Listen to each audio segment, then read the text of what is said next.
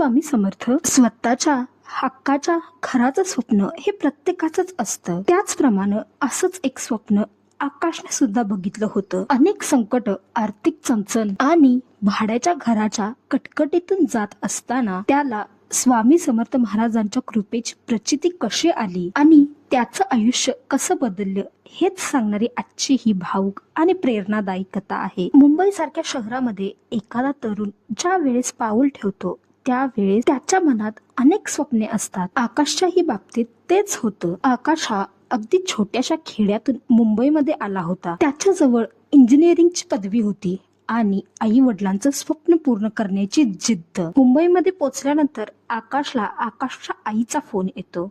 आई त्याला म्हणते, बाळा यंदा तरी आपण घर बदलणार का रे? त्याच्या आईचा आवाज थकलेलाच येत असतो. तो त्याच्या आईला म्हणतो, आई या शहरामध्ये घर घेणं म्हणजे चंद्रावर पाऊल ठेवण्यासारखं आहे. आकाश हे सर्व हसतच त्याच्या आई बरोबर बोलत होता, पण त्याच्या हसण्यामागे त्याची हतबलता सुद्धा होती. आकाश सध्या जुन्या चाळीतल्या एका भाड्याच्या खोलीत राहत होता. पावसाळ्यात घराच्या भिंतीतून पाणी झिरपायचं, त्याचबरोबर नळाला वेळेवर पाणी येत नव्हतं आणि त्यातूनच घर मालक महिन्याच्या 1 तारखेला घराच्या दाराशी येऊन भाडे मागायचा. 1 तारखेला भाडं देऊ न शकल्यामुळे दुसऱ्या दिवशी घर मालक पुन्हा येतात. घर मालकांचा आवाज थोडा करडाच असतो. त्यांना आकाश सांगतो, मालक ऑफिसमधून चेक यायला अजून 2 दिवस लागणार आहेत, त्यामुळे मी परवा तुमचं भाडं नक्की देईन. त्यावर त्याचे मालक त्याला म्हणतात, हे बघ बाबा, तुझं हे रोजच नाटक आहे. पुढच्या महिन्यापर्यंत पगार वाढ झाली तर ठीक, नाहीतर तू माझी खोली रिकामी कर. मला नवीन भाडे करून मिळत आहे, तोही तुझ्यापेक्षा जास्त पैसे द्यायला तयार आहे. घर मालक निघून गेल्यानंतर मात्र आकाशच्या मनात अनेक प्रश्नांचं वादळ निर्माण होतं. त्याला आता स्वतःच्या हक्काचं घर घेण्याची ओढ लागली होती. ज्या हक्काच्या घरामध्ये तो त्याच्या आईला नेऊन ठेवू शकतो, त्याचबरोबर जिथे कुणाची कटकट नसेल. आकाशच्या आयुष्यातील संघर्ष वाढतच होता. ऑफिसमधील कामाचा ताण, त्याचबरोबर घराची विवंचना यामुळे तो पूर्णपणे खचला होता. एक दिवस तो ऑफिसमधून बाहेर पडतो. बाहेर पडल्यानंतर खूप जास्त पाऊस पडत असतो. तो तसाच घरी जायला निघतो. बघतो तर ट्रेन सुद्धा मिळत नाही त्याला. थोडा वेळ थांबून तो बसकडे जातो, पण बस सुद्धा मिळत नाही. मग तो तसाच पायी पायी घरी जाण्यासाठी निघतो. घरी जात असताना त्याच्या मनात अनेक प्रश्न येत असतात. आता पुढे काय करायचं? घर कधी घ्यायचं? आई बाबांना सुखात कधी बघायचं? हे सर्व प्रश्न त्याच्या मनात येतच होते. एके ठिकाणी आल्यानंतर अतिशय जोरात पाऊस येतो आणि आकाश एका मंदिराजवळ जाऊन थांबतो. ते मंदिर स्वामी समर्थांचं असतं. आकाश तसा देव मानणारा असतो, पण या दगदगीच्या आयुष्यामध्ये तो देवाकडे जातच नव्हता, कारण त्याला वेळच भेटत नव्हता. मंदिराच्या आतून श्री स्वामी समर्थ महाराजांचा जप त्याच्या कानावर पडत होता. त्याला कोणती तरी अदृश्य शक्ती मंदिरामध्ये येण्यासाठी बोलवत आहे असा त्याला भास होत होता. तो मंदिराच्या आत जातो. मंदिराच्या आत गेल्यानंतर श्री स्वामी समर्थांची दिव्य प्रतिमा पाहिल्यानंतर तो अगदी प्रसन्न होतो. तिथे थोडा वेळ बसल्यानंतर त्याच्या मनाला खूप शांतता मिळते. ज्या वेळेस तो मंदिरामध्ये असतो त्यावेळेस त्याला कोणत्याही प्रकारचं टेन्शन हे जाणवतच नाही. कित्येक दिवसानंतर आज त्याच्या मनाला शांतता मिळालेली असते. तो डोळे मिटून स्वामींचं ध्यान करतच असतो. इतक्यात त्याच्या कानावर भिऊ नकोस, मी तुझ्या पाठीशी आहे हे शब्द पडतात आणि अचानक तो त्याचे डोळे उघडतो. डोळे उघडून आजूबाजूला बघतो तर त्याला तिथे कोणी सुद्धा दिसत नाही. तो समोर बघतो, त्याला फक्त स्वामींची स्मित हास्य करणारी मूर्ती दिसते. थोडा वेळ मंदिरात बसून आकाश पुन्हा घरी जाण्यासाठी निघतो. तोपर्यंत पाऊस सुद्धा शांत झालेला असतो. आकाश घरी जातो. घरी गेल्यानंतर त्याला आज खूप अशी शांत झोप लागते. सकाळी उठल्यानंतर त्याला एक वेगळाच आत्मविश्वास मिळालेला असतो. स्वामी महाराजांची कृपा होण्या अगोदर स्वामी महाराजांच्या लीलेतून जाणं म्हणजेच स्वामींच्या परीक्षेत पास होणं खूप गरजेचं असतं. पुढच्याच आठवड्यात आकाशला ऑफिसमधून ले ऑफ नोटीस मिळते. त्याला त्याच्या नशिबावरच विश्वास बसत नव्हता. हे सगळं आपल्या आयुष्यात काय होत आहे अचानक? कधी एकतर भाड्याच्या घराची टांगती तलवार आणि आता नोकरी सुद्धा गेली.